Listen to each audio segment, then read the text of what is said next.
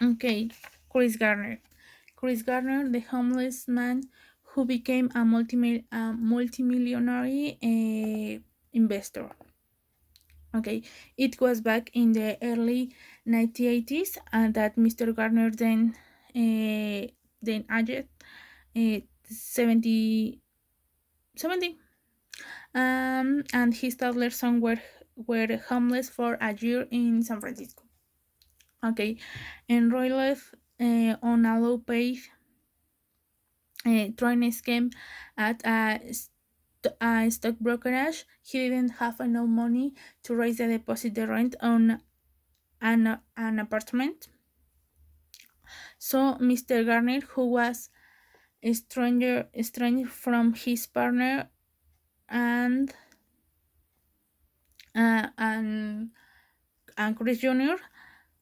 Would stay would instead sleep wherever they could.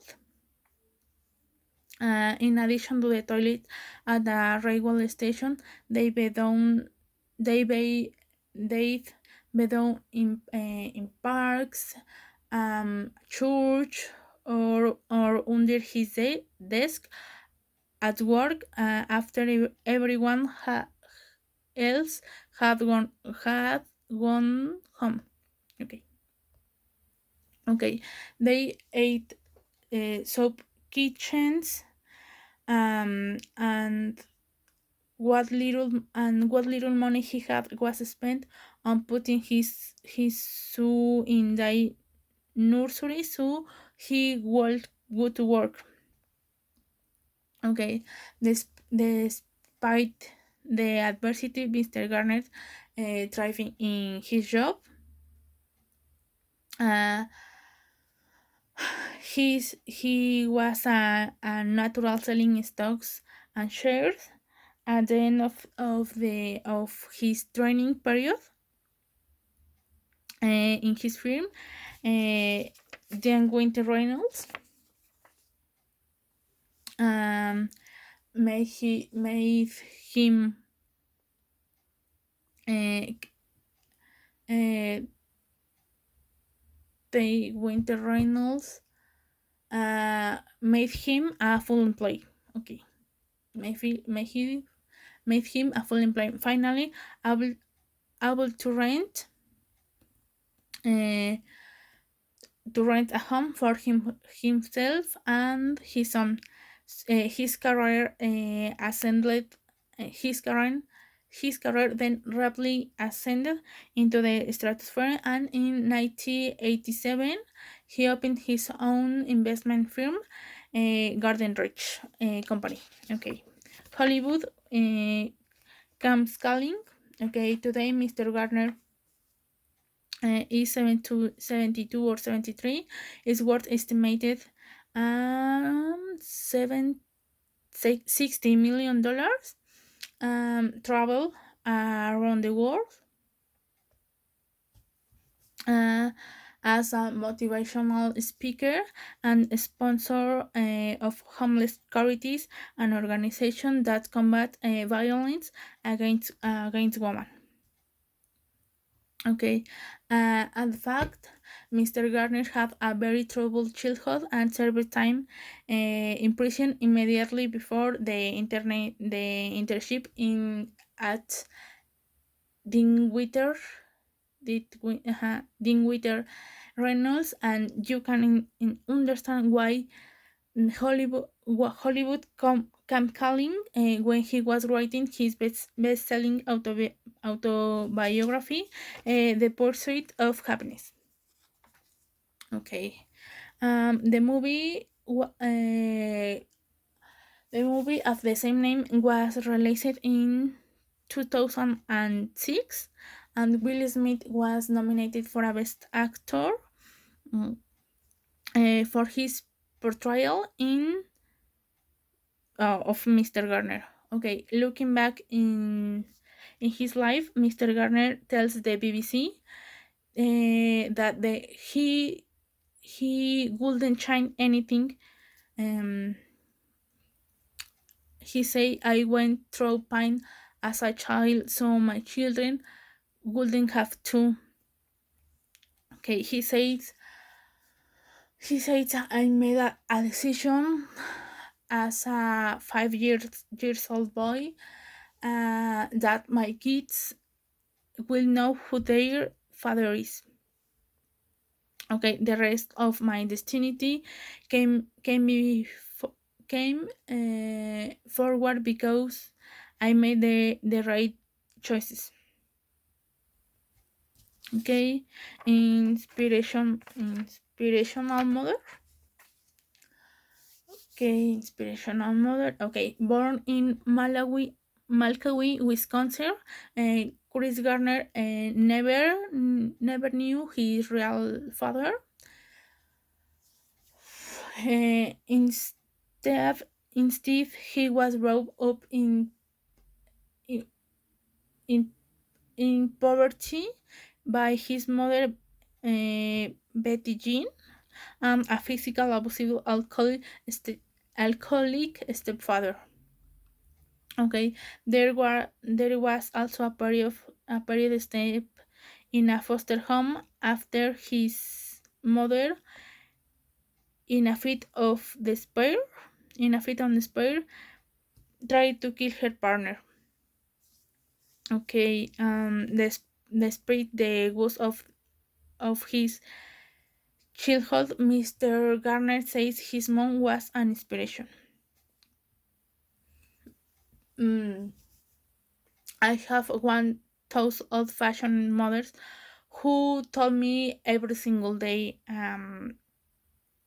son, you can do or be anything that you want to do or be. Okay, and I believe it. I wrote into in 100%. He adds that one day, when he was a child, he was watching a college basketball game on TV when he commented that one of the players, the games, would make $1 million.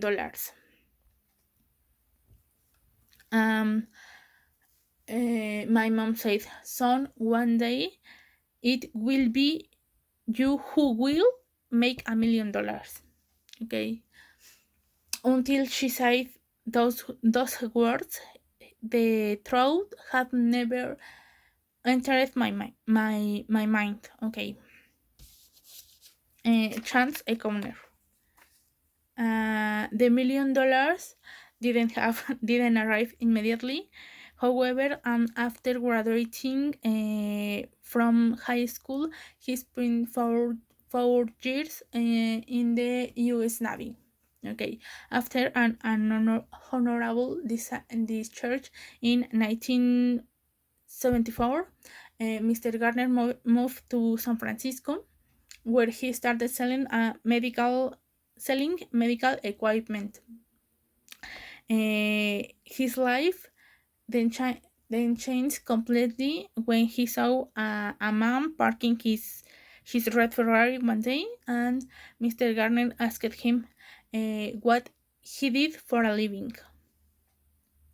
Okay, the man was a stockbroker called Bob Bridget, and after the two got go the two after the two were talking, Mr. Garner expressed an interest in joining the industry. Okay, they met again, and Mr. Bridges helped Mr. Garner secure an interview, um, for an internship. Okay. However, in the days before that, the interview in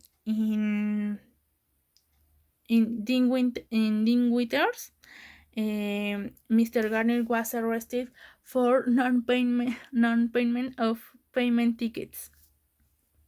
Okay, he was ultimately able to make the interview, but only in the clothes he was wearing.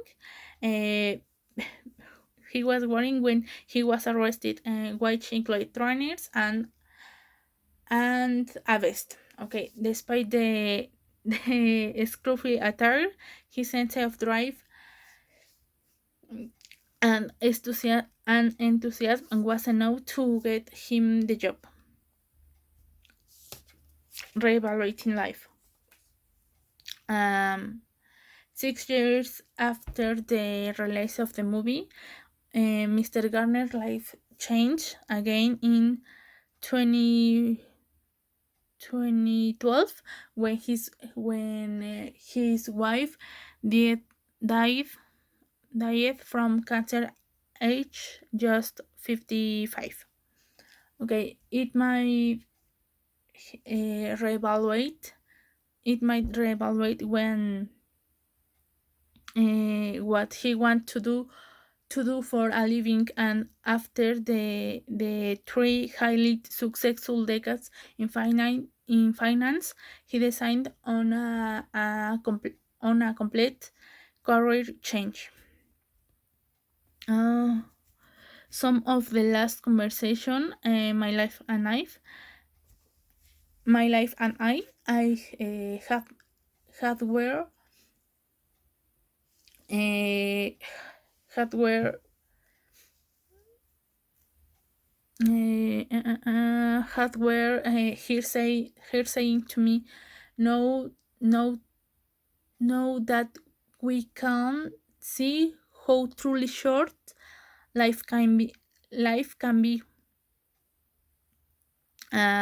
What will you do with the rest of your life?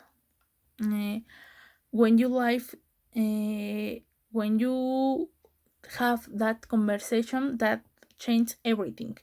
um